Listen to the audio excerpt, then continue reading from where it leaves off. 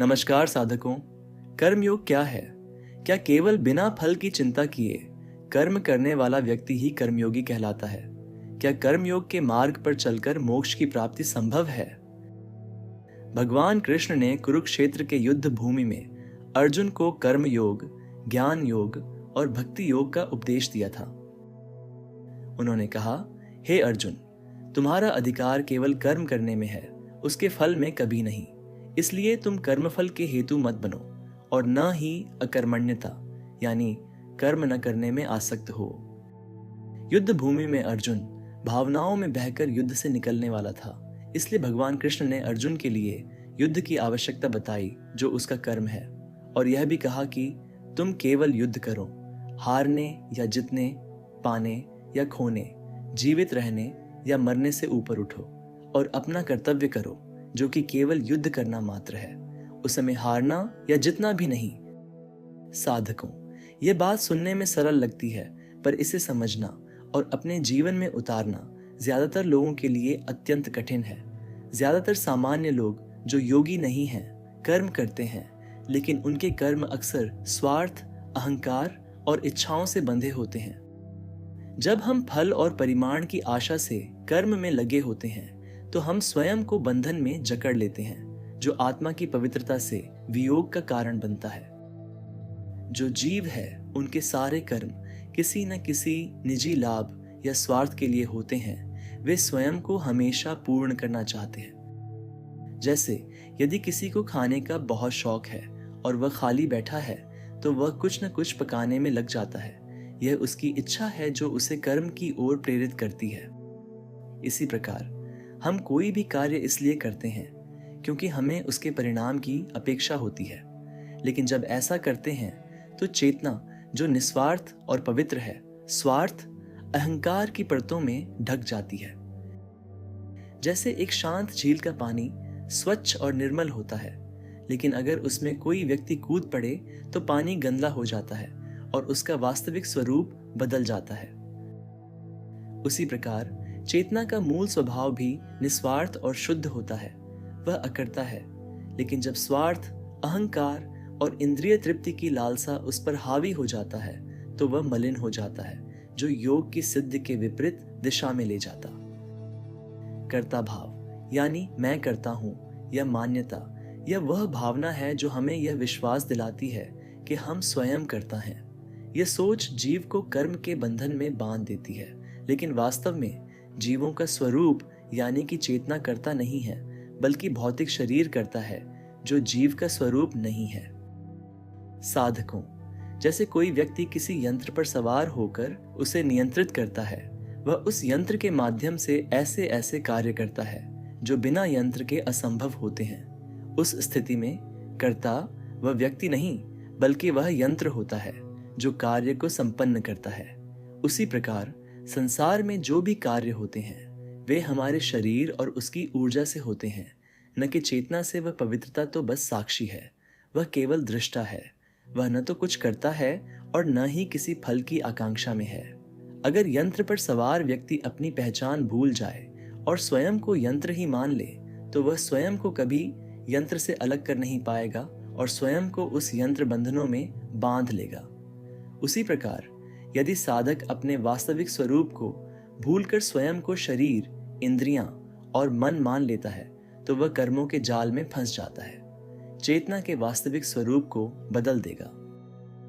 कर्म योग यानी कि कर्म करते हुए योगारूढ़ स्थिति में रहना, यानी कि कर्म करते हुए भी स्वयं को कर्म से अछूता रखना। यह जानना कि मैं करता नहीं हूं, बल्कि यह शरीर और इसकी ऊर्जा कर्म कर रहे हैं। मैं अकर्ता और सभी बंधनों से परे विशुद्ध चैतन्य मात्र हूँ।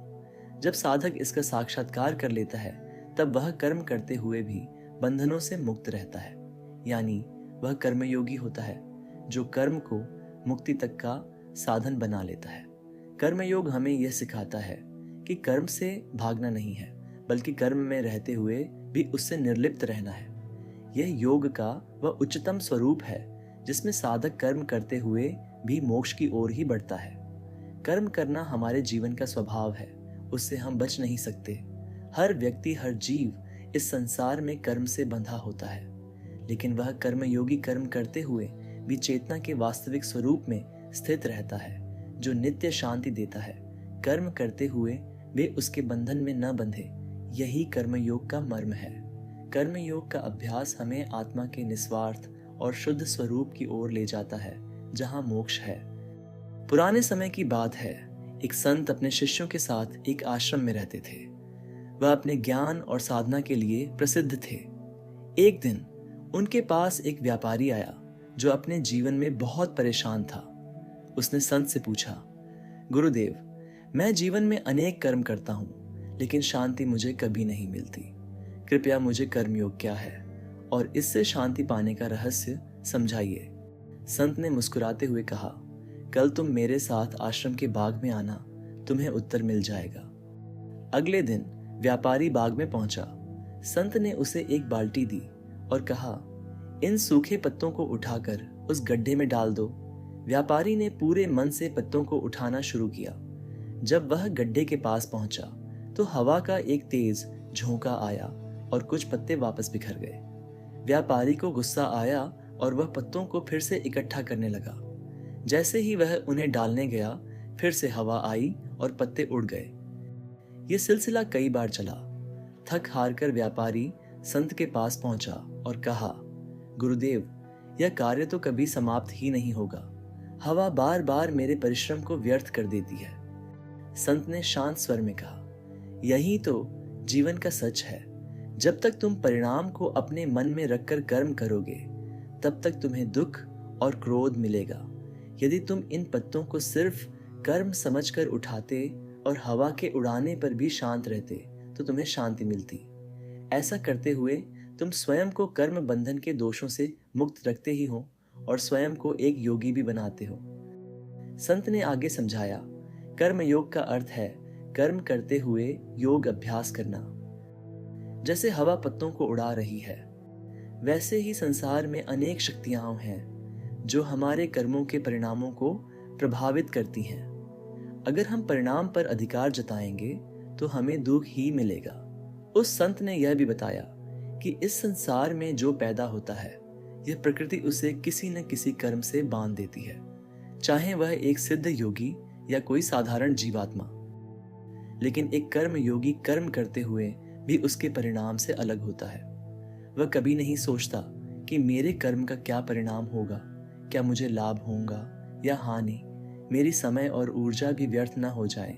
इसलिए वह स्वाभाविक वही कर्म करता है जो उसका धर्म है। व्यापारी की आंखें खुल गईं। वह समझ गया कि उसे कर्म तो करना है, लेकिन उस कर्म को एक बंधन बनाए बिना उसने संत को प्रणाम किया और शांति का अनुभव करते हुए अपने घर लौट गया। तो साधकों, ये कहानी हमें सिखाती है कि कर्म तो अनिवार्य है, लेकिन उनसे बंधे रहना हमारी आंतरिक अशांति और आत्म के पवित्रता से वियोग का कारण है। तो साधकों, कर्म योग का सार यही है, कर्म से भागना नहीं, बल्कि कर्म करते हुए भी उसे निर्लिप्त रहना। अपने कर्तव्य को निभाते हुए भी कर्ता भाव से अच्छे और बुरे दोनों परिणामों से मुक्त हो जाना। जब हम समझ जाते हैं कि हम केवल साक्षी हैं और कर्म तो इस भौतिक शरीर और इसकी ऊर्जा से हो रहे हैं, तब हम बंधन से मुक्त हो जाते हैं। यही कर्म योग का उच्चतम स्वरूप है। तो आइए हम भी अपने जीवन में कर्म योग का अभ्यास करें, फल और परिणाम से जुड़े बिना अपने कर्तव्यों को निभाएं और आत्मा के शुद्ध निस्वार्थ स्वरूप में स्थित रहें। आज की चर्चा को यहीं विराम देते हैं। अगली बार फिर मिलेंगे एक नए विषय के साथ। तब तक के लिए ध्यान, साधना और कर्म योग के पथ पर अग्रसर रहें। धन्यवाद।